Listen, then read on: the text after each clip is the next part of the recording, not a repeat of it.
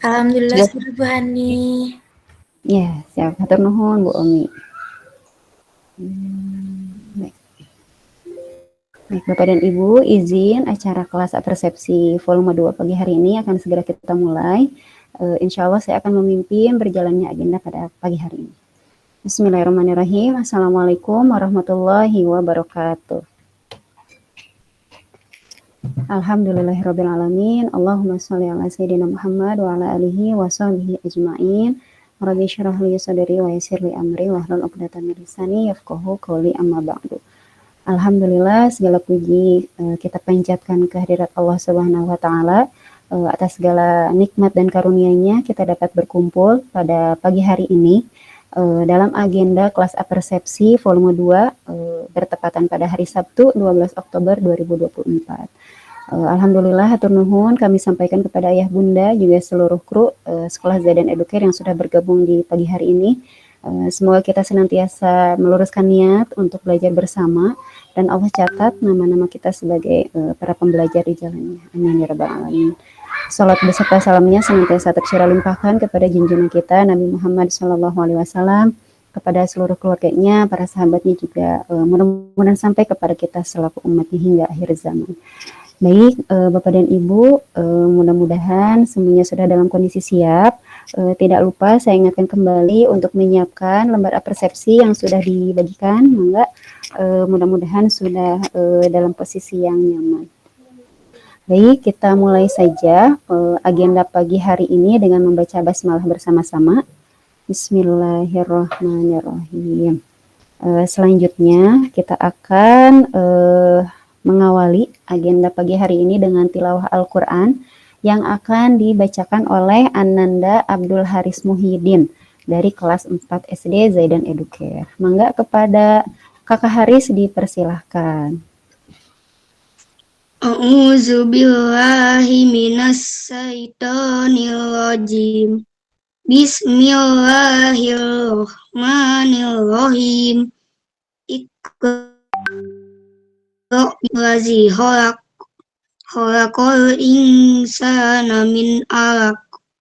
Iqra' wa rabbukal akram. Allazi 'allama bil qalam. 'Allamal insana ma lam ya'lam. Kalla innal insana yatgha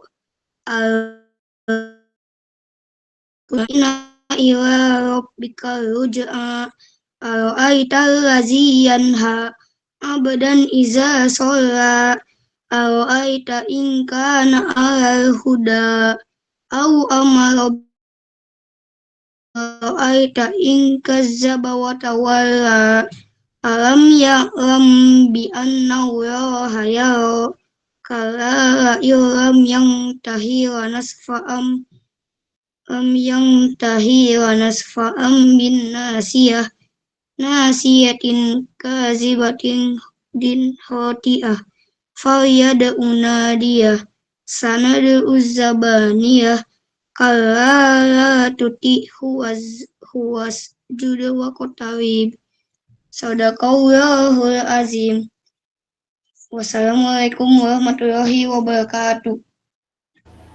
Waalaikumsalam warahmatullahi wabarakatuh. Alhamdulillah, hatur nuhun Kakak Haris yang sudah membacakan kesempatan pagi hari ini ya.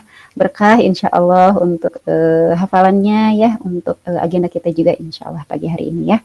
Baik, Bapak dan Ibu, mohon izin saya sampaikan di sini bahwa selama 1 tahun ajaran ini insya Allah kita akan menempuh sebanyak kurang lebih 6 kali kelas persepsi selama 1 tahun ajaran, dan kita sekarang sudah masuk ke volume kedua. Salah satu kita menggagas kelas persepsi ini tentu saja rangka kita akan mendampingi pembelajaran putra-putri kita di sekolah maupun di rumah. Nah, mungkin terkait pelaksanaan ini akan kita simak dulu sebentar untuk sambutan yang akan disampaikan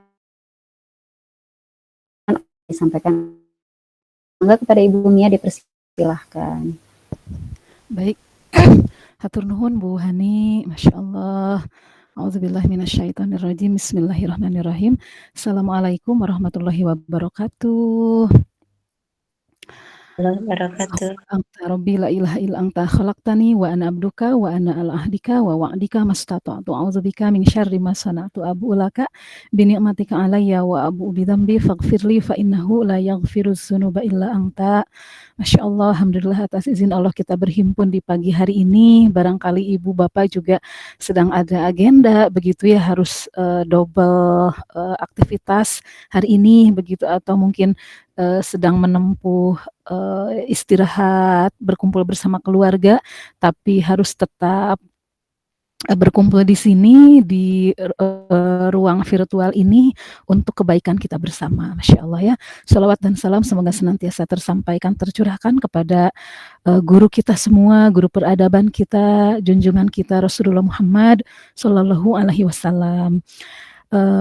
Pertama saya ucapkan terima kasih banyak begitu ya untuk Bu Hani beserta reng-rengan, untuk Bapak Ibu guru yang sudah luar biasa, untuk Bu Omi yang sudah bersedia mengantarkan materi dan memimpin jalannya pengisian lembar persepsi di edisi kedua ini.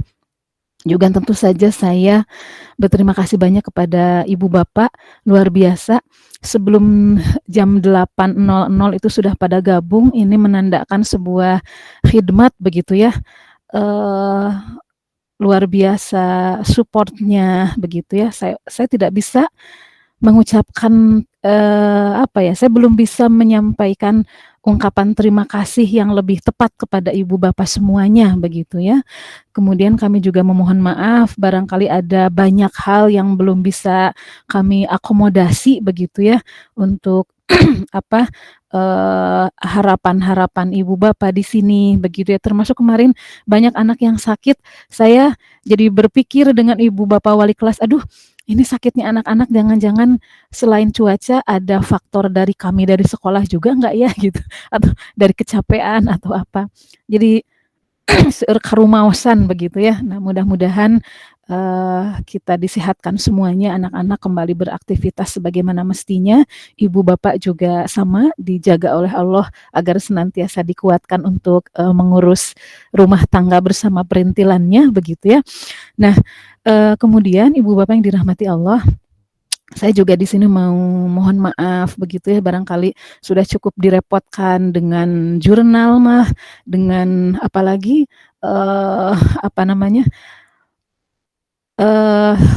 tugas-tugas begitu ya, proyek. Saya bukan tidak menakar, bukan tidak merasakan, hanya barangkali kita juga tetap butuh yang disebut dengan penguatan, dan penguatan itu tidak cukup di sekolah, tapi butuh bersama-sama di antara kita, saya sebagai guru dan ibu bapak sebagai orang tua di rumah. Mohon maaf gitu ya, kemarin pekan lalu harus video deui, ayeuna kedah ieu deui. Mudah-mudahan menjadi jalan kebaikan, menjadi jalan kesolehan, karena yang saya bayangkan adalah bagaimana Diva nanti dia itu presentasi disertasi di kuliahnya, bagaimana Mas Aska menghadapi dosennya kelak begitu. Saya membayangkan hari ini sebagai sebenar-benar latihan begitu ya. Kalau soal direpotkan, aduh wayahna begitu ya, nanti kita evaluasi bersama bagaimana efektif dan efisien. Barangkali ini sudah rata untuk SD tentang jurnal. Mangga nanti sama-sama feedback saja dari ibu bapak. Kalau di saya, Bu Omi, anak saya sendiri, jadi dalam sepekan ini dia nangis kalau bangunnya itu di atas 5:30. Kenapa? Karena dia mengukur kalau bangun 5:30 berarti nggak keburu kalau mandi di bawah jam 6. Wah itu ya bagi saya itu namanya stres-stres menggairahkan gitu. Daripada anak diam tapi tidak ada produktivitas. Kemudian dia juga nangis kalau belum membantu orang tua gitu, karena harus checklist. Dalam hati begini, saya tanya, Zidni dapat dari siapa jurnalnya? Dapat dari Ibu Dede. Aku takut harus intinya aku harus menyampaikan yang terbaik katanya, gitulah kurang lebih. Dalam hati begini, nya apaan Ibu Dede ge disuruh sama Umi untuk membagikan ini, teman itu Umi nu nyeuna oge begitu. Rada bodor sebetulnya, tapi disinilah mungkin anak sudah punya perasaan bahwa dia sekolah begitu ya. Nah, tapi ini juga tidak perlu menjadikan depresi begitu ya. Yang penting ini kan sarana latihan begitu ya. Kemudian saya juga menotis di nomor 18 bagi SD kelas 1, 2, 3 ya, bukan 4, 5, 6, karena 4, 5, 6 berbeda. Di sini ada latihan nomor 19 ada latihan matematika. Kenapa sampai di-capture jadi nomor 19 di sini? Karena justru itu kami refleksi begitu, autokritik terhadap diri kami pribadi bahwa untuk matematika secara umum anak di Zaidan masih ada kekurangan untuk memahami. Oleh karenanya sampai kemudian masuk ke dalam poin jurnal harian dan itu tidak untuk dipaksakan di rumah mengerjakan halaman tertentu ya paling tidak ada pendampingan ke matematikaan begitulah kurang lebih takarannya mungkin minimal dengan melihat buku yang ada atau latihan-latihan sederhana yang itu masuk ke dalam unsur logika begitulah kurang lebih. Terakhir saya juga saya dua-duanya tidak ikut hadir karena ada pekerjaan. Hari Kamis itu gelombang pertama yang presentasi kelas 3 dan 4, hari Jumat juga masih melanjutkan. Saya bangga sekali dengan semua anak. Sebagai contoh, Mas Nizam itu kan masih calikeun gitu ya. Calikeun teh apa Bu Hani? Masih tidak banyak ngobrol begitu. Tapi kenapa saya mention nama Mas Nizam? Di luar anak ini belum banyak berkata-kata, tetapi pada saat dia presentasi mengalir biasa saja dan tidak ada gugup sama sekali. Berarti gugup itu soal inner beauty gitu. Paham tidak ya? Kalau kata Pak Yoga, ya atuh udah bundanya Mas Nizam seorang dosen. Di luar di luar profesi bundanya atau ayahnya, saya melihat begini. Ada banyak orang yang ekspresif, Bu Omi gitu ya. Ada apa Bu Omi, tapi giliran harus gugup mah gugup aja begitu. Berarti gugup tidak dilihat dari anak itu ekspresif atau tidak. Orang dewasa yang rame banget giliran dites mah tetap aja gugup itu ada. Oh berarti gugup soal kesiapan dari dalam hati begitu. Itulah kurang lebih. Saya bangga semuanya ya melihat Haris perdana. Haris tanpa slide presentasi, tapi bagi saya tetap memukau gitu. Karena intonasinya dapat begitu. Artinya apa? Dari hanya 3 atau 5 menit presentasi, banyak hal yang bisa kita gali. Oh, anak ini kelebihannya ini, anak ini punya keunggulan di mana dan lain sebagainya. Nampaknya kalau tidak berhenti kan saya tidak akan berhenti ya. Makanya pembukaan lami-lami teuing.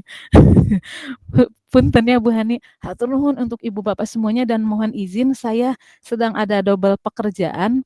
Ini akan berganti dari laptop ke handphone, jadi saya akan pergi berangkat keluar, tapi masih akan mengikuti agenda ini, termasuk tanya jawab. Sepertinya saya akan berposisi di luar.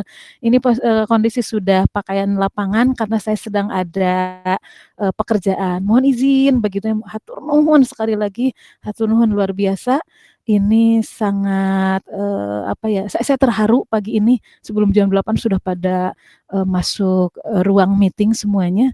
Gitu Pak Intan, Bu Hani, Bu Omi, terima kasih untuk kesediaannya. Ibu Bapak luar biasa. Mungkin nanti jangan-jangan kelas apersepsi ini yang memberikan materinya tidak dari kami, jangan-jangan dari Ibu Bapak yang kami minta begitu ya, luar biasa. Hatur nuhun sekali lagi, terima kasih banyak. Mohon maaf atas segala kekurangan. Billahi fi sabilil haq. Wassalamualaikum warahmatullahi wabarakatuh. Waalaikumsalam warahmatullahi wabarakatuh. Baik, hatur nuhun Bu Mia atas sambutannya. Mudah-mudahan dilancarkan segala agenda di luarnya Bu Mia, insya Allah. Sambil memantau kita di sini di ruang Amin. online gitu. Saya berganti perangkat ya Bu Hani, hapunten. Mohon mangga Bu Mia. Baik Bapak dan Ibu, demikian untuk sesi sambutan yang disampaikan oleh Bu Mia. Insya Allah kita akan beranjak ke sesi berikutnya, sesi inti dari kelas apersepsi pagi hari ini, yakni pemaparan materi yang pada kesempatan hari ini akan disampaikan oleh Ibu Rosmiyanti Tausiah Sukmana SPD. Beliau merupakan wali kelas di jenjang SD kelas 2, sekaligus sebagai wakil kurikulum di sekolah, seperti itu. Mangga kepada Ibu Omi dipersilahkan. Baik, Bu Nani, terima kasih banyak. Sebelumnya suara Bu Nani terdengar? Terdengar Bomi tapi agak kekersekan gitu. Iya, Bu Ani. Sebelumnya punten ini tadi tiba-tiba laptopnya mati, jadi Oh, pakai handphone handphone. Iya, ini. nggak apa-apa Bomi. Semoga Ya, masih mangga terdengar mangga dengan Bomi. jelas ya. Ya, terdengar jelas Bomi. Mangga. Ya, terima kasih juga untuk Bu Mia dan juga rekan-rekan guru dan juga ayah dan juga bunda yang sudah menyempatkan hadir. Ih, Bu Omi lihat di sini, Masya Allah senyum-senyumnya. Ada yang lagi jalan-jalan juga tapi masih menyempatkan untuk bergabung di Google Meet ini. Terima kasih banyak untuk ayah dan juga bunda. Nah, di sini boleh sambil menunggu apakah ayah dan bunda sudah menyiapkan lembar asesmen persepsi. Ih, hebat Bunda Lia, good job. Kalau kalau di kelas bilangnya kasih wow untuk Bunda Lia, kasih W, kasih E, kasih W. Wow, keren. Wow, wow, keren. Nah, eh lembar asesmen persepsi ini mungkin kalau misalnya ayah dan bunda perlihat lagi, dibaca kembali lagi, ini akan tidak jauh beda dengan persepsi volume 1 yang pertama. Kenapa? Karena kami berharap ada perkembangan dari persepsi sebelumnya seperti itu. Misalnya yang sebelumnya ayah dan bunda mengisi nih di kolom penilaiannya 2, tapi sekarang waktu diisi lagi ternyata sudah maju melesat misalnya jadi di 5 gitu. Ya itu harapan kami juga dan juga pasti harapan untuk ayah dan juga bunda. Nah masih materi tentang mindfulness nih ayah dan juga bunda. Sebelum ke lembar asesmen ini, Bu Umi izin menyampaikan prolog dulu mungkin ya, sebentar saja. Jadi ayah dan juga bunda, kalau misalnya mindfulness ini, Bu Omi sih me, apa mengartikannya itu sebagai healing terbaik untuk bermuhasabah. Seperti itu. Jadi bermuhasabah kita sebagai orang tua untuk mendidik anak-anak kita. Atau kalau misalnya Bu Omi juga sebagai orang tua kedua untuk anak-anak dari ayah dan juga bunda. Seperti itu. Nah, seringkali Bu Omi pernah dengar nih quotes Bu Hani, Bu Mia. Seperti ini, ketika ada anak yang memberantaki ini rumahnya, apalagi anak usia dini, kita tahu ya kalau anak usia dini, kita ditinggal kerja sebentar, sudah pabalatak ya rumah ya. Respon yang pertama pasti apa? Kaget. Atau ada yang langsung refleks, matanya membuka lebar gitu kan ya. Jadi di coach ini tuh betul-betul menyadarkan saya bahwa lebih baik membersihkan selama 1 jam daripada membentak anak yang itu akan berdampak selamanya bagi anak seperti itu. Jadi kalau misalnya memang anak melakukan hal yang di luar dugaan kita, pasti respon yang pertama itu saya tahu, saya juga merasakan pasti itu marah-marah lah, kesal lah, atau menunjukkan mimik wajah yang memang eh, negatif seperti itu. Tapi memang apa salahnya gitu kita membereskan hanya mungkin selama 1 jam kurang lebih daripada membentak anak yang itu akan membekas. Kalau misalnya di anak usia dini nih ayah dan juga bunda, ketika kita membentak anak itu sel-sel di otaknya kurang lebih itu 1000 selnya akan mati. Masya Allah ya seram sekali. Jadi itu pentingnya mindfulness untuk kita sendiri. Nah, tapi boleh dijawab atuh? Tapi Tapi apa Bu Omi? Masya Allah. ayah dan juga bunda, sumber stres. Nih, siapa yang pernah stres? Bu Omi juga pernah stres ya. Di umur Bu Omi yang memang masih muda di antara ayah dan juga bunda 26 tahun, stres juga atuh Bu Omi ya. Stres di rumah, stres maksudnya di dunia luar. Sumber stres ini jangan pernah menyalahkan bahwa sumbernya adalah anak kita sendiri. Ya Bu Umi dah anaknya udah main teh ya main, masih pakai seragam. Ya Bu Umi dah anaknya susah makan gini-gini. Padahal kalau kita misalnya memahami materi mindfulness atau misalnya bermuhasabah diri sendiri, stres itu muncul kepada diri kita sendiri. Kenapa? Apakah kita kelelahan? Apakah kita belum makan? Apakah tidak ada bantuan untuk mengasuh anak di rumah gitu. Jadi coba kita bermuhasabah apakah stres ini memang betul dari anak, apakah itu dari diri kita sendiri gitu. Ketika kita belum bisa mengelola emosi dengan baik, bagaimana caranya kita mengajarkan emosi, memperkenalkan emosi kepada anak, kurang lebih seperti itu. Kalau misalnya di kelas ada beberapa anak yang memang emosinya meluap-luap gitu, tapi apakah sebagai guru ikut emosi juga, apakah sebagai guru ikut sama-sama tantrum seperti itu? Tentu tidak. Jadi di belasan anak, bagaimana caranya guru pun harus mengelola emosinya dengan baik seperti itu. Nah, di sini juga diharapkan ayah dan juga bunda dapat mengelola emosinya. Kalau misalnya ada anak di rumah, apalagi sekarang mungkin ya kelas 6 yang banyak rahasianya, banyak rahasianya sampai kita pun sendiri sebagai tua tidak tahu nih anak sedang menyimpan apa. Karena apa? Karena anak mungkin ketakutan ayah dan juga bunda ketika curhat. Misalnya, kalau misalnya untuk kelas 6 atau misalnya kelas 5, curhat tentang temannya, tentang dijauhi temannya, atau misalnya sedang sakit hati, justru kita sebagai orang tua malah mengadu nasib. Ah, kamu mah pirage kitu, coba mama dulu mama ya kieu kieu kieu. Jadi kan anak tuh bukannya mendapatkan pengakuan tentang perasaannya sendiri, tapi malah seperti dijatuhkan seperti itu. Kalau misalnya sok kamu maya zaman mama dulu sekolah harus ke sungai gini-gini, kamu enak naik motor gini-gini. Jadi ya gimana anak mau terbuka kalau misalnya kita pun ketika anak curhat sedikit diadu nasib, curhat sedikit diadu nasib seperti itu. Jadi coba kita validasi perasaan anak, tapi yang paling penting yang tadi Bu Umi katakan adalah validasi dulu perasaan ayah dan juga bunda, apakah sudah bahagia hari ini, apakah sudah senang hari ini, seperti itu. Nah, jadi itu akan menggawangi kita untuk materi hari ini terkait persepsi hari ini, yaitu mindfulness seperti itu. Nah, ayah dan juga bunda boleh kita buka mungkin sama-sama lembar asesmen persepsinya. Ini tidak jauh beda dengan seperti yang sebelumnya tentang mindfulness atau tentang bagaimana pengelolaan emosi kita sebagai orang tua yang nantinya akan berdampak kepada anak-anak kita. Coba siapa yang sudah dibuka nih, sudah disiapkan lembar asesmennya? Apakah sudah? Bu Umi, kalau misalnya di kelas, Bu Umi kasih waktu 5 detik.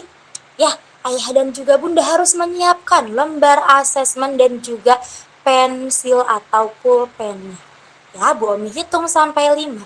5, 4, 3, 2, dan 1. Oke, sudah dibuka? Sudah? Nah, jangan lupa alat tulisnya juga. Ya, kalau misalnya di anak-anak mah bukunya sudah disiapkan, buku paketnya sudah disiapkan, tapi pensilnya tidak terbawa. Atau misalnya Bu Omi pensilnya sudah sampai kelingking, gimana aku nggak bisa nulis. Jadi jangan sampai ayah dan juga bunda menulis dengan pensilnya yang ukurannya sampai kelingking ya. Karena itu akan kesulitan nanti untuk mengisinya seperti itu. Boleh. Sebentar Bu Omi sepertinya harus karena laptopnya baru nyala. Jadi Bu Omi coba buka di laptop Bu Omi karena di handphone kurang terbaca ya Pak Akmal ya. Tulisannya kecil seperti semut. Gitu. Coba Bu Omi nanti buka dulu. Ya Allah Pak Akmal peka sekali di Zoom. Thank you Pak Akmal. Nah, langsung saja Ayah dan Bunda. Di sini masih tentang mindful parenting. Kalau parenting ini apakah hanya khusus untuk ayah atau khusus untuk mama? Kalau misalnya khusus untuk mama, coba kita ganti atau namanya jadi mamah ting atau bunda ting. Kenapa? Karena mungkin ada memang ayah yang memang kurang berperan atau justru sebaliknya mama yang kurang berperan. Apakah itu baik? Tentu tidak ya. Kenapa di sini disebut parenting? Karena namanya juga parents gitu. Namanya juga ayah dan bunda. Jadi kita bersama-sama istri atau sebagai istri, sebagai suami yang memang sama-sama untuk melakukan parenting di rumahnya masing-masing seperti itu. Nah, ini tidak akan jauh berbeda, hanya saja ada beberapa tambahan yang di poin-poin tertentu seperti itu. Nah, di sini ayah dan juga bunda ada skor itu rentannya dari 5, 4, 3, 2, dan juga 1 gitu. Rentan 5-nya itu apa?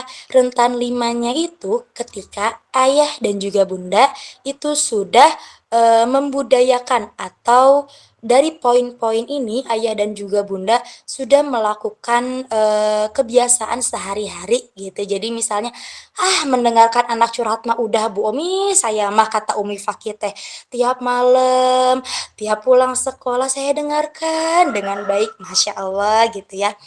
Atau kalau misalnya di poin 4 itu sudah berlangsung gitu, tapi belum optimal misalnya.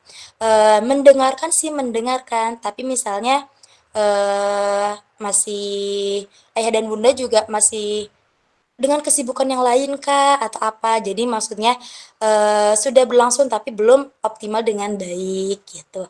Kalau misalnya di poin 3 ayah bunda itu masih ada kekurangan gitu. Jadi ada beberapa yang memang belum optimal. Kalau misalnya bahasa Sundanya belang betong. Kadang kadang misalnya bisa memahami anak, tapi ketika lain waktu tidak, memahami lagi, tidak lagi. Jadi memang kitanya masih labil gitu ya. Kalau misalnya di poin 2 ada masalah, di poin 1 itu sangat ada masalah. Di poin 2 dan di poin 1 kembali lagi kita bermuhasabah, kita bermasalahnya mungkin di mana? Kita bermasalahnya mungkin di diri kita sendiri gitu. Jadi ketika ayah dan bunda mengisi misalnya di poin 2 dan 1, kita mesti bermuhasabah masalah kita itu ada di mana gitu. Apakah kita kurang bahagia? Apakah finansialnya, apakah gaji dari ayahnya gitu. Ya, itu juga nanti mungkin akan mempengaruhi gitu. Jadi kita harus bahagia ya ayah dan juga bunda. Langsung saja nih. Yang pertama itu Pak Akmal boleh di zoom kembali Pak Akmal. Oke. Nah, oke. Thank you Pak Akmal. Nah, ayah bunda. Di sini yang pertama itu tentang, boleh ke atas lagi Pak, sedikit lagi. Dikasih jempol, mantap. Kalau di TikTok itu dapat gift nih Pak Akmal. Di sini mah enggak ya. Ya, kalau misalnya di sini tentang kedaulatan. Nah, ayah dan juga bunda, kedaulatan di sini itu jadi suatu kondisi di mana ketika orang tua ini mampu mengendalikan diri sendiri atau bersikap dalam memahami dan menghargai berbagai perilaku anak disesuaikan dengan tujuan pengasuhan orang tua terhadap anak. Tujuan pengasuhannya ini seperti apa? Kita tahu ayah dan juga bunda ketika anak-anak ini adalah titipan dari Allah Subhanahu wa taala. Tujuan pengasuhannya seperti apa ketika kita tahu bahwa anak ini memang harus melaksanakan sholat wajib, ketika tahu bahwa anak ini merupakan tanggung jawab kita, itu merupakan tujuan pengasuhan kita terhadap anak seperti itu. Poin di sini itu apa? Yang pertama, orang tua tetap tenang saat menghadapi konflik dengan anak gitu. Jadi ketika ayah dan juga bunda, ketika anaknya juga sama-sama mendapatkan konflik nih, ketika ayah dan juga bunda bisa merendam emosi, maka ayah dan juga bunda bisa menilai di skor 5. Atau misalnya ketika masih belum optimal, ayah dan juga bunda bisa menilai di skor 4 dan juga 3, 2, ataupun 1. Diharapkan ayah dan juga bunda bisa mengisi ini dengan seobjektif mungkin ya ayah dan juga bunda. Kenapa? Karena seperti tadi yang saya bilang, mindfulness sendiri itu bermuhasabah. Jadi ketika kita betul-betul menilai diri kita sendiri, mau itu di 2, itu di 3, ketika nanti ada volume, ada persepsi selanjutnya, kita bisa menilai dan mengukur, oh ternyata saya ada kemajuan nih, atau justru, oh ternyata dari tadinya 5, saya jadi 4, ada apa nih, seperti itu. Jadi diharapkan mengisi persepsi ini dengan seobjektif mungkin. Lalu yang poin kedua, orang tua memahami bahwa anak memiliki kehendak bebas dan karakteristik perilaku tertentu gitu. Jadi kita memahami betul kehendak anak itu seperti apa. Misalnya kita paham tapi karena egonya kita sendiri kita gak mau nih anak dengan karakteristik seperti ini gitu. Itu kan berarti kita masih belum bisa memahami anak seperti itu. Lalu poin ketiga, orang tua memahami tujuan pengasuhan yang akan dicapai seperti itu. Pengasuhan sendiri pasti memangnya itu akan ada di ayah dan juga bunda. Ayah dan bunda itu pengasuhannya yang akan dicapai itu seperti apa? Apakah memang sudah sesuai atau belum? Apakah sudah memahami? Jangan-jangan anak tersebut memiliki maksudnya permasalahannya sendiri bukan dari anaknya, tapi dari kitanya sendiri yang memang belum paham tentang pengasuhan itu seperti apa gitu. Lalu yang kedua, boleh Pak Akmal slide yang kedua dimundur Pak Akmal. Oke. Lagi-lagi. Oke, thank you Pak Akmal. Nah, oke. Kalau yang selanjutnya nih tentang empati. Kalau misalnya empati berarti kita tentang emosinya ya ayah dan juga bunda. Cung di sini yang udah marah-marah tadi pagi, misalnya gara-gara sesehannya belum anak udah nangis misalnya. Atau misalnya kita udah marah, kita maksudnya udah mau jalan-jalan tapi karena pekerjaan banyak jadinya tertunda gitu. Coba siapa? Gak apa-apa ya. Kita merasa sedih, merasa marah, merasa kesal itu tidak apa-apa, apalagi pada diri anak-anak seperti itu. Nah, kalau misalnya yang kedua itu empati, suatu keadaan ketika orang tua dapat memahami hal yang dialami dan dirasakan oleh anak, sekaligus memiliki kepekaan terhadap kebutuhan anak serta mampu memahami dirinya sendiri. Jadi kalau misalnya di poin ini Bu Omi kasih tips, benahi dulu diri kita sendiri, nanti kita akan memahami emosi anak dengan perlahan, seperti itu. Nah, yang pertama ayah dan juga bunda, orang tua dapat memahami dan merasakan emosi yang ada pada anak. Contohnya ketika anak sedih, ketika anak merasa kesal. Mungkin kalau misalnya di kelas 2 nih ayah dan juga bunda, halo untuk orang tua kelas 2, ini ada pembelajaran materi tentang memvalidasi perasaan. Anak-anak dengan sebuah kartu emosi itu bercerita ketika aku sedih ketika kalau misalnya Adisti itu aku sedih ketika nggak jadi jalan-jalan misalnya. Apakah ayah dan juga bunda tahu bahwa anak itu sedih ketika jalan-jalan? Kalau misalnya kita sibuk dengan diri kita sendiri, kita tidak menanyakan anak misalnya sepulang sekolah atau misalnya sewaktu tidur, kita tidak akan pernah tahu hal sederhana yang dirasakan oleh anak seperti itu. Jadi di sini poin 1, orang tua dapat memahami dan merasakan emosi yang pada anak. Kalau anak lagi sedih kita merasakan, bukan justru tadi mengadu nasib, betul?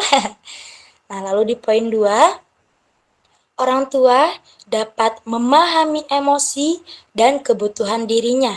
Contohnya pemenuhan hak dasar sebagai orang tua seperti sarapan, istirahat, baca buku, membalas chat dan juga lain-lain.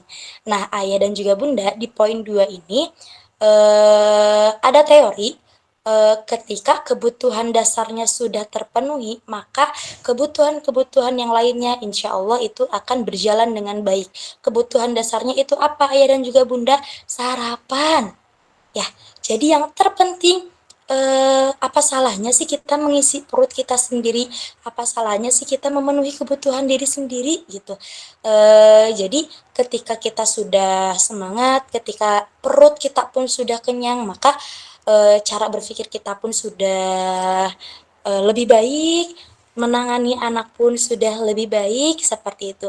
Jangan sampai anak dipenuhi nih kebutuhannya, tapi kita sebagai orang tua justru tidak. Kita kurang tidur, kita tidak ada waktu me time. Me time-nya orang tua misalnya jalan-jalan atau misalnya baca buku tapi itu tidak terpenuhi, maka nantinya akan berdampak kepada anak-anak seperti itu. Jadi orang tua dapat memahami emosi dan kebutuhan dirinya sendiri seperti itu. Apakah kita sudah? Itu nanti akan di poin 5 atau misalnya belum stabil itu di poin 4 dan yang lainnya. Lalu di poin 3 itu orang tua dapat mempraktikkan pembicaraan positif dengan dirinya sendiri. Misalnya seperti ini. Ketika ayah dan juga bunda memberikan masukan kepada anak, tapi itu tidak dilakukan kepada ayah dan juga bunda, apakah ayah dan juga bunda sudah menjadi role model yang terbaik? Ya, jadi kita bermuhasabah, kita mungkin memberikan masukan yang positif kepada anak. Coba masukan-masukan tersebut juga kita lakukan untuk diri kita sendiri. Atau kalau misalnya kita coba menenangkan anak, nah tenang ya, coba tarik nafas, coba peluk bunda kalau misalnya ada masalah. Tapi ketika kita menghadapi dengan situasi diri sendiri, kitanya justru emosi, kita justru memarahi anak, kita justru membentak anak. Coba apa yang kita sampaikan kepada anak itu kita lakukan juga kepada diri kita sendiri seperti itu. Kalau misalnya poin 4, orang tua dapat bercengkrama di waktu luang bersama anak. Nah ini kalau misalnya ayah dan juga bunda sibuk, bisa video call misalnya karena pulangnya telat malam, kegiatannya apa hari ini, perasaannya apa, seperti itu. Kalau misalnya di poin 5, orang tua menanggapi secara positif terhadap kebutuhan anak. Yang tadi Bu Omi bilang, kita jangan pernah mengadu nasib ketika anak itu curhat. Jadi kita coba menanggapinya dengan positif, coba kita menanggapinya dengan zamannya anak-anak sekarang, bukan di zamannya kita di masa lampau seperti itu. Masa lampau ya, ini asal lama banget masa lampau. Selanjutnya Pak Akmal boleh kita scroll? Pak Akmal, apakah Pak Akmal ada? Oke, thank you Pak Akmal. Nah, di poin 6, orang tua dapat peka terhadap kebutuhan anak. Contohnya, saat anak curhat, saat anak kesulitan, saat anak bingung, saat anak minta dibacakan buku, dan lain-lain. Contohnya ini proyek yang dilakukan dari kelas 3, 4, 5, 6. Itu memang akan ada kerjasama antara anak dan juga ayah dan juga bunda. Jangan sampai proyek ini anak lakukan sendiri tanpa adanya pendampingan, karena anak tidak tahu ya, kita tidak tahu apakah anak kesulitannya di mana, apakah anak ini merasa bingung atau apa. Kita coba bertanya kepada anak seperti itu. Lalu di poin 7 ini ada orang tua dapat melihat berbagai hal dari sudut pandang anak melalui komunikasi gitu. Jadi kalau misalnya anak berkomunikasi nih dengan ayah dan juga bunda, oh kita nih harus peka gitu sebagai ayah dan juga bunda, karena ucapan anak bukan semata-mata itu tong kosong nyaring bunyinya, betul. Jadi memang apakah ada sesuatu nih di anak, kok anak berbicaranya seperti ini nih gitu. Jadi memang kita harus peka terhadap apa yang disampaikan oleh anak-anak seperti itu, oleh anak kita sendiri. Nah, selanjutnya Pak Akmal.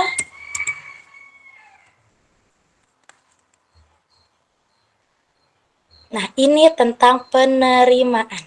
Jadi, suatu keadaan ketika orang tua mampu menerima perasaan, kondisi yang terjadi pada dirinya, sekaligus dapat menerima perasaan anak, serta segala sesuai yang ada dan terjadi pada anak. Poinnya nih ayah dan juga bunda, yang pertama, Orang tua mampu menerima perasaan dan kondisi dirinya sendiri. Contohnya, sikap sadar orang tua terhadap takdir yang ada. Contohnya jodoh, kematian, musibah, serta sadar terhadap kondisi yang sedang dihadapi gitu. Jadi di sini ayah dan juga bunda mampu menerima kondisi saat ini. Apakah ayah dan juga bunda sudah menerima? Apakah belum? Apakah menerima tapi sebetulnya ngeluh seperti itu ya. Lalu yang kedua, orang tua mampu menerima perasaan dan kondisi anak, contohnya ketika anak sakit, anak berbeda dengan yang lain. Kalau misalnya di kelas 2 lagi, maaf ya, jadi mungkin contohnya jadi kelas 2 lagi, kelas 2 lagi. Contohnya ketika Bu Omi masuk di kelas 2 di tahun ajaran baru, banyak orang tua yang memang, Bu Omi maafkan, anak saya ini nanti cerewet di kelasnya. Bu Omi maafkan, anak saya ini pendiam di kelasnya. Nah, sebetulnya ayah dan juga bunda, dengan ayah dan juga bunda memahami setiap anak itu sudah sangat bagus. Tapi kita jangan sampai berkecil hati seperti itu karena melihat anak-anaknya yang lain. Tapi justru kita, Bu Umi pernah bilang seperti ini, tunggu ayah dan juga bunda, anak-anak ini akan menunjukkan prestasinya masing-masing, tapi bukan waktu sekarang. Tapi mungkin waktunya nanti, kalau misalnya anak bisa berbicara, Mama, tunggu aku ya, pasti aku akan membanggakan Mama di suatu hari nanti. Kalau misalnya, Mama, maaf ya, aku belum bisa sehebat anak-anak yang lain, tapi aku berusaha untuk hebat. Mungkin kalau anak-anak bisa berbicara seperti itu, kita bisa mengerti. Tapi karena anak-anak mungkin ada sebagian yang belum bisa untuk mengungkapkan emosinya, mengungkapkan apa yang dia rasa. Coba kita yang memang sendiri nih berusaha untuk memahami anak, memahami kebutuhan anak itu. Lalu di poin 2, orang tua mampu ini sudah ya. Lalu poin 3, orang tua tidak membandingkan anak dengan anak yang lainnya gitu. Jadi misalnya kalau misalnya ada guru mengirimkan nih video, kok anak aku mah kayak gini, ini mah aktif gini gitu ya. Tapi kan kita coba tidak bertanya kepada anaknya, Nak, kenapa tadi di video yang dikirim Bu Omi kamu pendiam? Mungkin aja anaknya teh bilang kayak gini, iya bunda, aku teh tadi kesandung jadinya aku sakit. Nah, itu pentingnya memvalidasi perasaan. Coba kalau misalnya kita langsung, kamu ada jadi anak teh pendiam gini. Coba kamu teh kayak anak ini. Tapi sedangkan kita tidak tahu apa yang sebetulnya dirasakan oleh anak seperti itu. Lalu jadi ketika kita tidak membandingkan anak, ada saya mah bersyukur punya anak seperti ini, maksudnya ya dengan segala kekurangannya, dengan segala kelebihannya, maka ayah dan juga bunda bisa mengisinya di poin 5. Atau misalnya, Bumi kadang saya mah bangga, tapi kadang saya juga manusia biasa gitu ya, merasa insecure seperti itu. Merasa ingin anak saya seperti si A, si B. Gak apa-apa, ayah dan juga bunda tidak salah ketika kita mengalami perasaan seperti itu. Ayah dan juga bunda bisa mengisi di poin 4 atau 3, 2, bahkan 1. Lalu selanjutnya, orang tua mampu melihat niat positif di balik setiap perilaku yang ditampilkan oleh anak. Jadi misalnya contoh sederhananya seperti ini. Ketika anak ingin membereskan mainan justru itu berantakan, tapi kita tidak tahu apakah anak tersebut motivasinya itu apa. Tapi kita yang pertama justru, tuh kan kata mama juga, udahlah kamu mah diem aja, nggak usah ikut beres-beres, udah kamu diem aja di situ. Nah, kalau kita tahu apakah niat positif anak itu misalnya karena membereskan, atau misalnya soalnya mama kata bu guru aku harus ngeberesin mainan sendiri. Coba kalau misalnya kita ganti, Nak, hayu mama bantu yuk beresin mainannya, jadi waktunya mungkin bisa lebih cepat. Kamu membereskan mainan yang di sebelah sana, mama bereskan mainan yang di sebelah sini gitu. Jadi ketika kita sudah mampu melihat niat positif yang baik dari perilaku yang ditampilkan oleh anak, itu bisa ayah dan juga bunda diisi di poin 5 atau 4. Lalu yang kelima, orang tua dapat membantu anak untuk mengekspresikan perasaannya. Misalnya ketika anak-anak lagi mau nih sama ayahnya atau sama kakaknya, anak-anak nangis, anak-anak tantrum misalnya, kita sebagai orang tua juga yuk bantu yuk untuk mengekspresikan perasaannya. Nah, ayo ada mama, yuk peluk mama yuk. Kalau misalnya mau nangis, boleh nangis, mama nggak akan larang. Ini Bu Omi lakukan di kelas 2 itu ada satu anak yang memang nangis karena hal sepele. Bu Omi langsung turuti keinginannya? Tidak. Bu Omi sama sekali tidak menuruti keinginannya. Kenapa? Karena nanti akan senjata anak ketika Bu Omi tidak, ketika aku mau ini, aku caranya harus nangis, maka Bu Omi akan mengikuti kemauan aku. Tapi ketika Bu Omi tidak mengikuti, Bu Omi validasi perasaannya dulu bahwa dia sedang merasa kesal, dia sedang merasa marah. Ketika dia mau nangis, boleh nangis. Boleh, kamu mau nangis, boleh. Kamu mau teriak-teriak, boleh. Bu Omi kasih waktu 10 menit. Kalau misalnya belum, mau tambahannya berapa menit? 5 menit, boleh. Gitu. Jadi, ketika anaknya sudah merasa tenang, baru Bu Omi validasi perasaannya. Kamu tadi nyadar gak kamu tadi nangisnya kencang? Kamu nyadar gak tadi kamu sudah menyakiti perasaan kamu sendiri dengan cara tadi mencubit-cubit, dengan cara kamu tadi mukul-mukul. Kamu sadar tidak? Yuk, Bu Omi tahu kamu sedang marah, Bu Omi tahu kamu sedang kesal. Tapi sekarang kita bicara baik-baik. Nah, seperti itu. Jadi itu yang dimaksud bisa mengekspresikan perasaan dari anak-anak. Kalau misalnya ayah dan juga bunda sudah merasa seperti itu, maka di poin 5 atau 4 ayah dan juga bunda bisa isi. Lalu orang tua dapat menemukan solusi. Solusi apa itu Pak Akmal? Bu Omi tidak terbaca Pak Akmal. Aduh, solusi apa? Nah, solusi terhadap permasalahan yang dihadapi. Jadi kalau misalnya ayah dan juga bunda sudah bisa menemukan solusi, ini mah cetek, aku mah sudah bisa menemukan solusi di poin 5 ayah dan juga bunda. Lalu yang poin terakhir, orang tua dapat menemukan solusi terhadap permasalahan anak. Itu sama seperti poin 6 ya, tidak jauh berbeda. Nah, selanjutnya nih Pak Akmal, boleh kita turunkan. Nah, kalau misalnya di poin A itu tentang pengelola lebih kepada pengelolaan kita, lebih kepada emosi kita sendiri.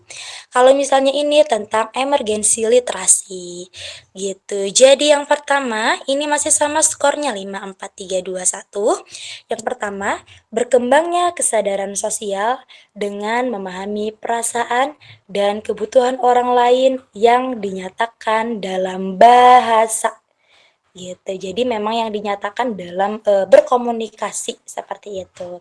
Lalu poin 2, dapat memvariasikan gaya tuturan ketika berbicara dengan orang yang berbeda-beda, dengan anak yang lebih muda, dengan yang sebaya, ataupun dengan orang dewasa seperti itu.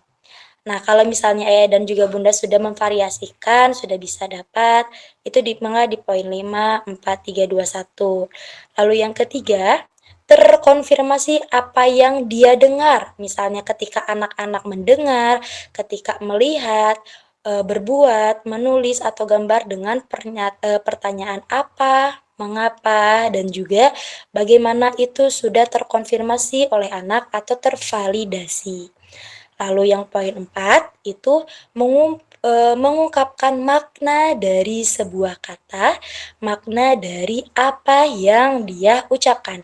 Jadi kalau anak-anak sudah bisa mengungkapkan dari makna tersebut, maka anak-anak itu sudah berada di poin 5, 4, 3, 2, ataupun 1.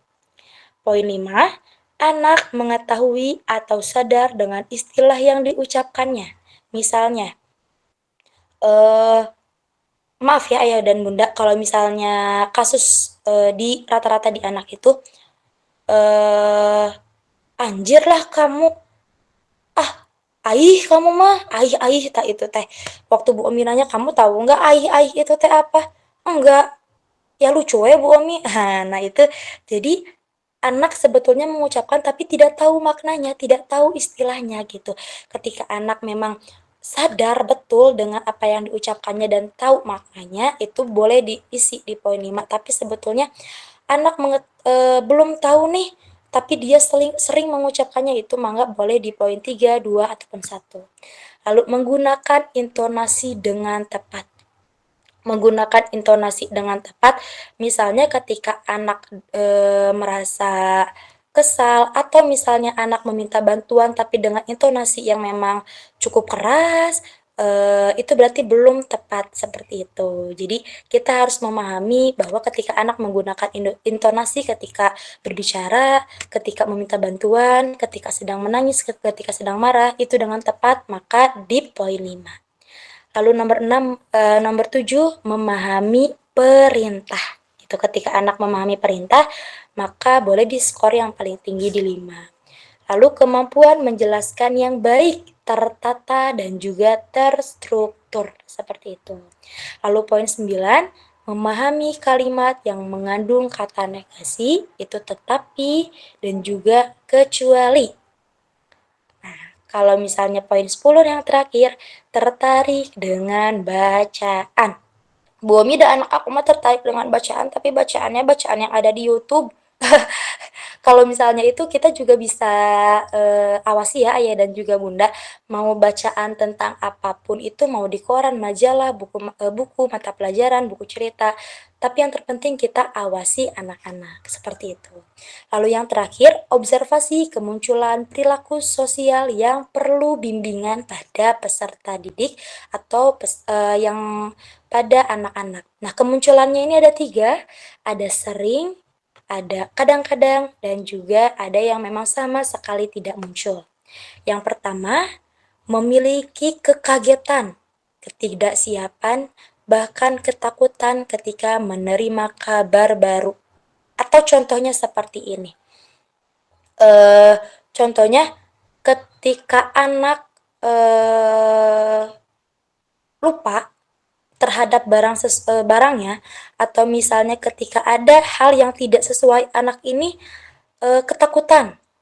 Anak ini betul-betul merasa ketakutan yang sangat luar biasa gitu. Jadi ketika memiliki kekagetan, ketidaksiapan, bahkan ketakutan ketika menerima kabar baru, kalau misalnya anaknya itu sering muncul, maka ayah dan juga bunda boleh seobjektif mungkin mengisi di kolom sering atau kadang-kadang atau tidak sama sekali.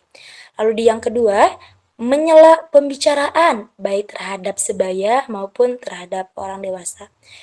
Di anak-anak di peserta didik banyak nggak Bu Omi? Tentu banyak, seperti itu. Apakah di rumah juga dengan demikian?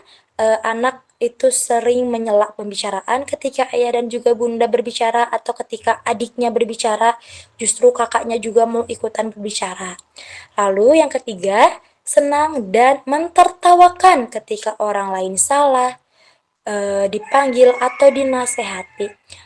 Tuh kan kata aku juga, kamu mah dan si adik mah tuh mama lihat tuh kan kamu mah jadi aja kamu diomelin sama mama. Hahaha, misalnya seperti itu ya. Senang nih ketika adiknya diomeli, senang atau misalnya ketika kakaknya ini dimarahi oleh ayahnya. Apakah sudah seperti itu anak-anak? Apakah masih seperti itu atau justru tidak? Nah, lalu yang kelima, penanganan masalah sosial rendah, seperti sering merasa tidak nyaman, merasa terancam, dan menjadi bagian yang mengalah dalam pertemanan. Jadi di sini kasusnya, apakah anak ini merasa tidak nyaman di dalam lingkungannya, di lingkungan rumah, tidak nyamannya seperti apa. Salah satu contoh sederhananya, tidak bercerita kepada ayah dan juga bunda, merasa terancam baik di sekolah maupun di rumah, lalu juga bagian sering mengalah di pertemanan, baik sering mengalah kepada adik nih ayah dan juga bunda yang selalu menyalahkan teteh-teteh, kakak-kakak. Jadi dia akan terus-menerus mengalami bahwa apapun yang dia lakukan dia akan merasa salah dan akan mengalah terus-menerus. Karena dia harus mengalah ke adiknya. Sehingga akan berdampak ke apa? Berdampak ke pertemanannya, berdampak ketika dia menjadi dewasa. Saya merasa saya sering mengalah, iya, karena dampaknya apa? Dampaknya ketika dulu saya harus selalu memahami kondisi situasi yang dimana saya harus mengalah. Dampaknya, ya saya ketika dewasa ada satu waktu ya sudahlah saya mengalah aja, mungkin itu kan mungkin akan berdampak ya ayah dan juga bunda.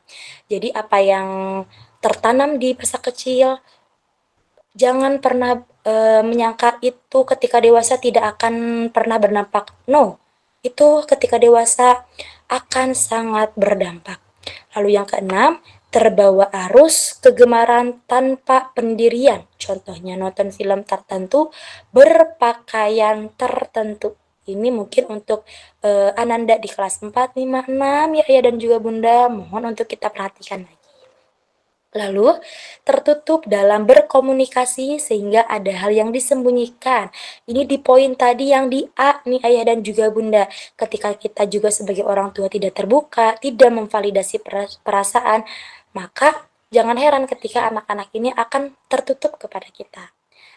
Kalau misalnya anak ini masih tertutup dan sering melakukannya, maka boleh di checklist di poin sering. Lalu yang nomor 8, mempermasalahkan bekal makanan.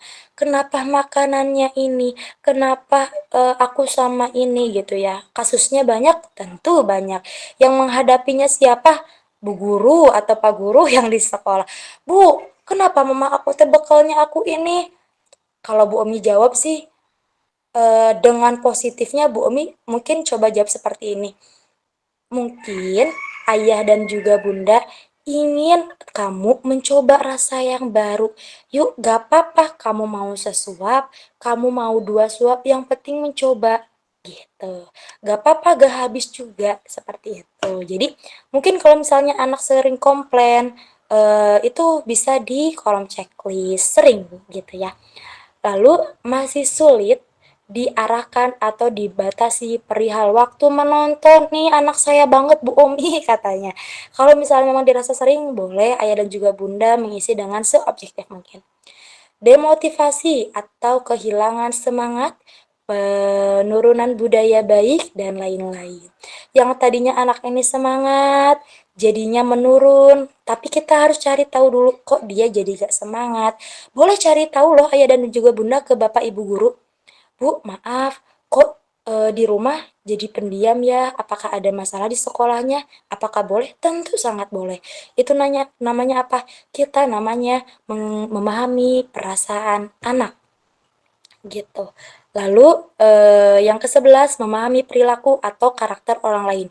Ketika anak kalau di kelas 2 sih kasusnya seperti ini.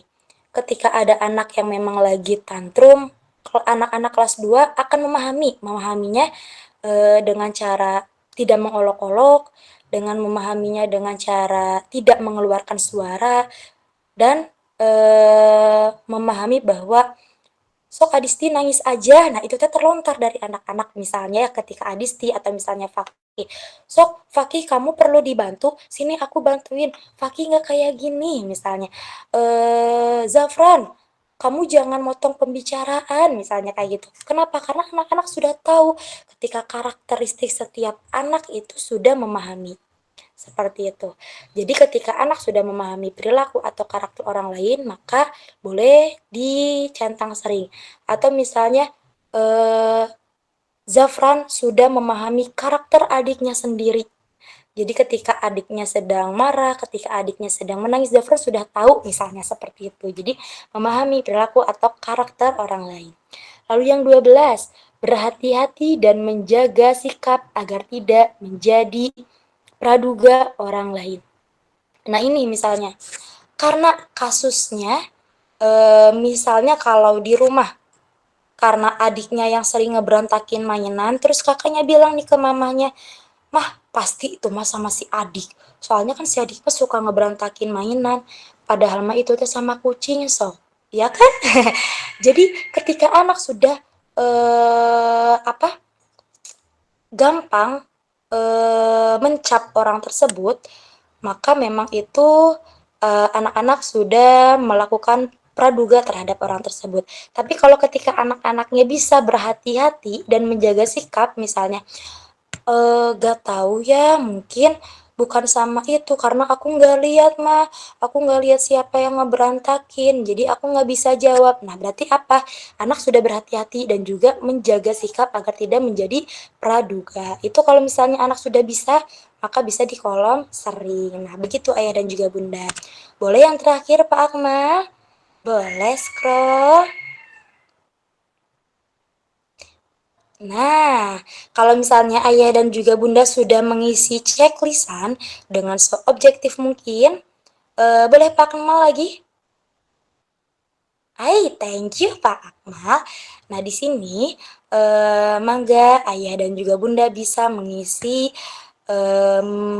deskripsi tentang kemajuan dan perilaku butuh perbaikan. Misalnya, perilaku tentang anak di bagian apa, perbaikan yang harus dilakukan itu apa.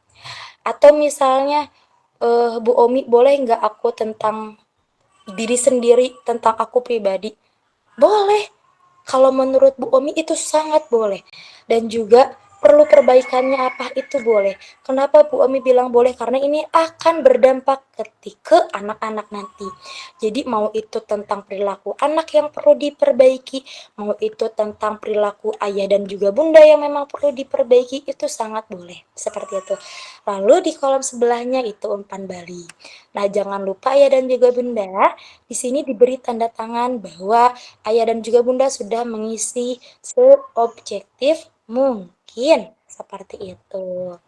Nah, lembar asesmen apersepsi ini dikumpulkannya kapan? Dikumpulkannya nanti hari Senin untuk dilihat oleh Bapak Ibu guru yang ada di sekolah.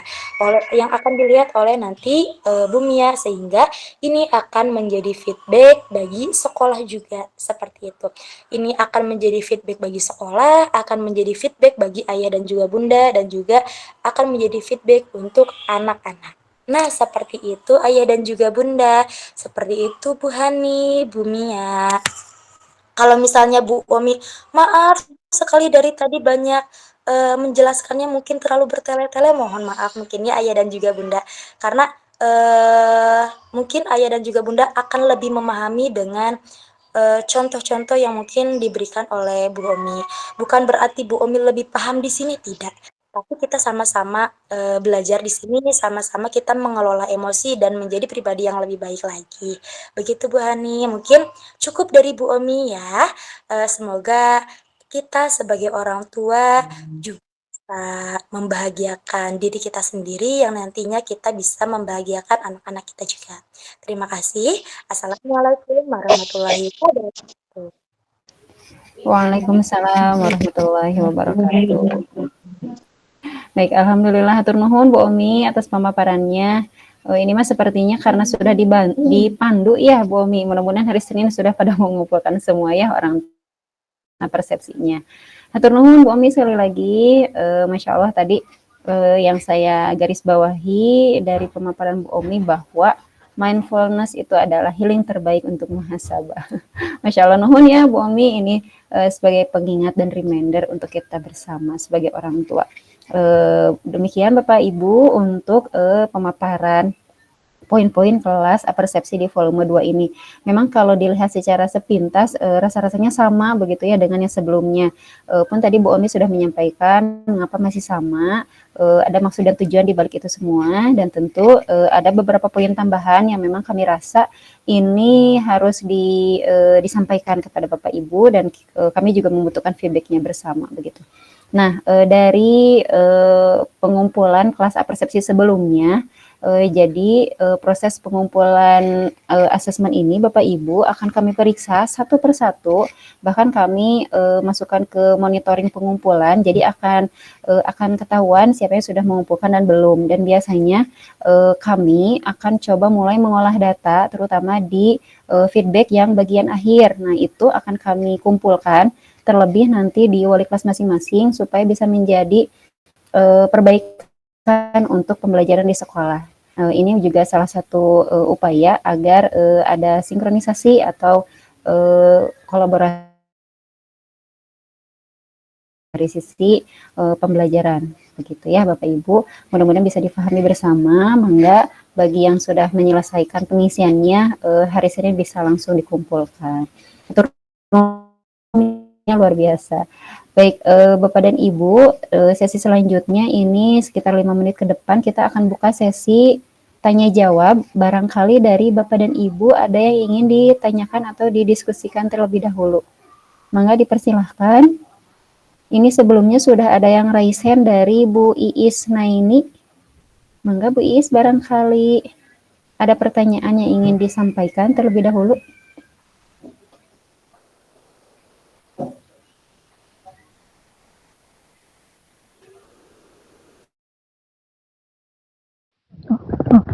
Ibunya Fakih ya itu Bu Isna ini. Ibunya Fakih kelas 2. Oh, mohon. Mangga Ibu Fakih, barangkali ada yang mau disampaikan, Bu.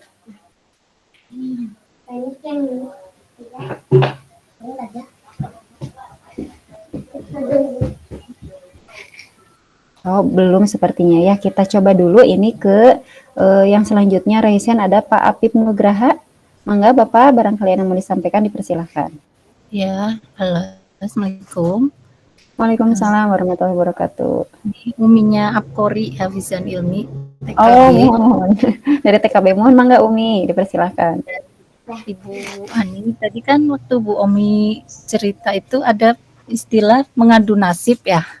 Kita ketika anak bicara apa kita mengadu nasib. Nah, misal tuh anak tuh kan sudah kadang suka banyak permintaan gitu ya. Misal minta beli mainan, minta ini, minta itu. Nah, di situ kadang kita juga Kori zaman dulu tuh bukan zaman dulu sih, ngadu nasibnya dengan misal orang sekitar Dengan orang sekitar gitu. Kori liatin tuh orang yang nggak bisa makan gitu. Nah, apakah itu masuk mengadu nasib yang kurang pas atau gimana ya Bu? Orang nggak bisa makan, kamu mah beli jajan wae, makanan ini itu dibeli nggak dimakan. Nah, itu gimana menyikapi hal seperti itu? Mohon. Siap-siap, mohon Umi. Itu saja Mi, itu pertanyaannya. Ya, untuk sementara itu dulu. Mohon. Siap. Hatur nuhun Umi Kori. Ya, Assalamualaikum. Waalaikumsalam warahmatullahi wabarakatuh. Mohon Mangga dipersilakan barangkali dari Bu Omi atau Bu Mia untuk menanggapi pertanyaan dari Umi Kori tadi. Jadi untuk bab ini ya tadi namanya bukan adu nasib atau ya mungkin nanti kita cari padanan yang lebih tepatnya. Mangga barangkali dari Bu Omi atau Bu Mia terlebih dahulu.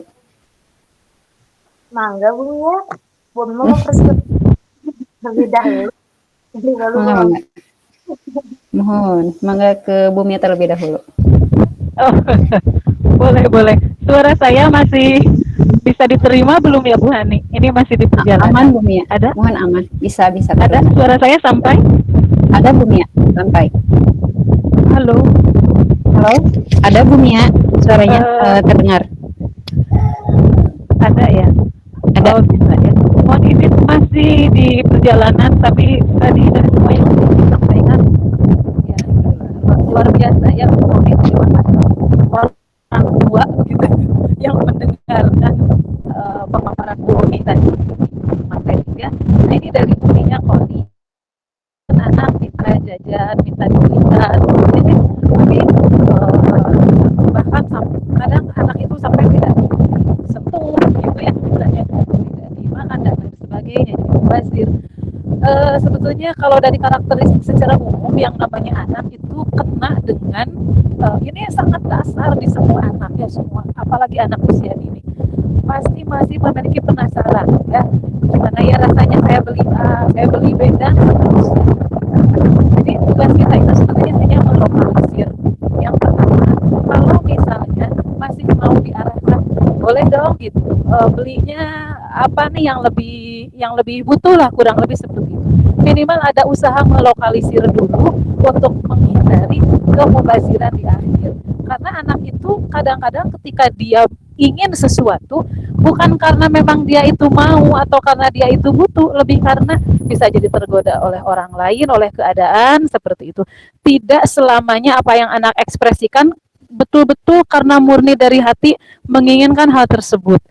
Sama seperti ketika anak nangis, tidak selamanya bahwa anak nangis itu ada yang sakit pada dirinya begitu ya, atau ada sebuah kegelisahan yang sulit di untuk disolusikan. Murni ketika dia menangis hanya betul-betul ingin didengar saja, cari perhatian begitu. Barangkali seperti itu uminya Kori ya. Pertama dilokalisir, yang kedua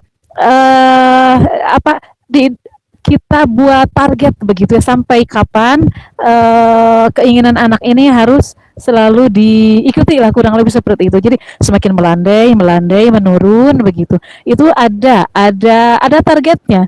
Karena saya juga alhamdulillah ketiga anak ini, apalagi yang sudah dewasa, sudah melewati usia kelas 1 mah dia sudah malu, maksa-maksa minta ke warung tuh sudah tidak terjadi lagi begitu. Ya, walaupun diukurnya secara alamiah begitu.